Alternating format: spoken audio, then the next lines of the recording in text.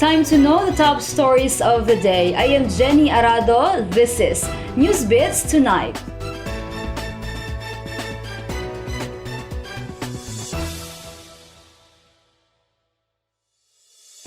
Davao City Mayor Sara Duterte-Carpio certifies the measure to establish the first city college as urgent this year. Ralph Liamit for the report.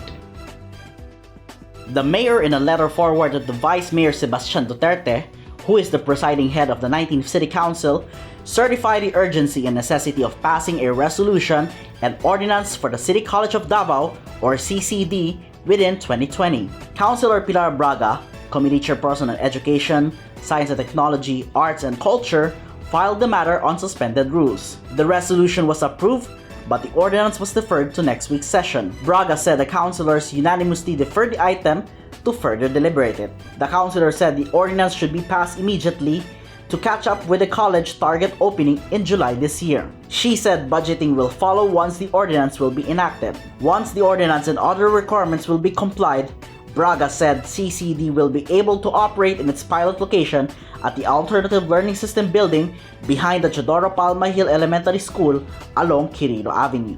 The councilor said the city government is still scouting for a bigger area.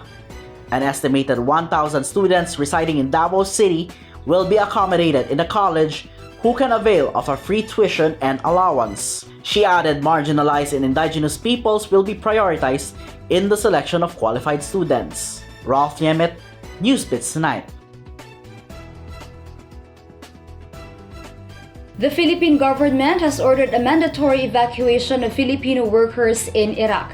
The Coast Guard would also be sending a vessel in the Middle East to ferry its citizens should the hostilities between Iran and the United States worsen. Rob Gumba for the report. The Department of Foreign Affairs in Manila said the government has raised the alert level in Iraq to the highest level, requiring Filipinos to leave the country due to the escalating security risks. Filipinos can leave on their own or escorted out with the help of their employers or the Philippine government.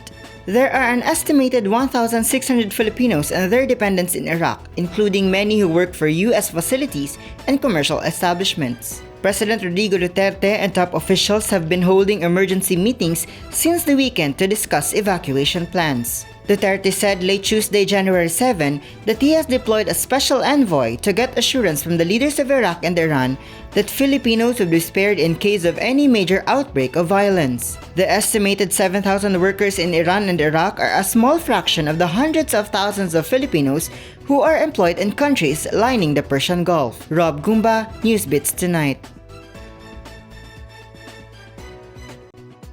To check more stories, visit our website www.sunstar.com.ph/Davao. Subscribe to our YouTube channel and follow us on our social media accounts on Facebook, Instagram, and Twitter. You can also grab a copy of Sunstar Davao at Davao Central Convenience Stores, 7-Eleven, and nearest news outlets. And that's all you need to know for tonight. Good evening.